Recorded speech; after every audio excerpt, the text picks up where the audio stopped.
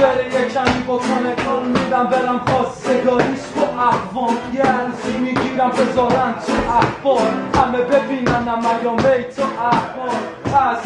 حساب نذاشته برام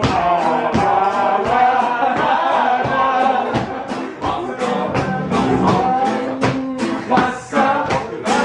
پر نزن سفیس یک اومدیم بکیسه جارش رو گرم میکنیم بچه بندش لندن این کنسرت داره دوستتون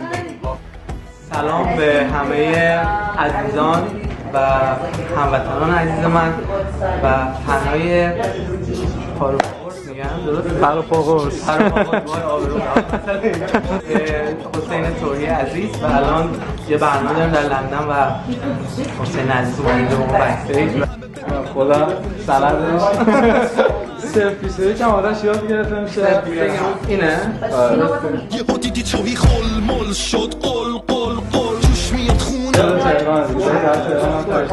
حتی همه ایران تنگ و امیدوارم بچه‌ها یه روز همه این دارین الان نگاه میکنم امیدوارم یه روز بتونیم شما هم در برنامه ما باشید و واقعا انشالله امیدوارم اتفاق بیفته در ایران خیلی همتون رو دوست داریم و هیز به من عاشقشم. خدا نگهدار.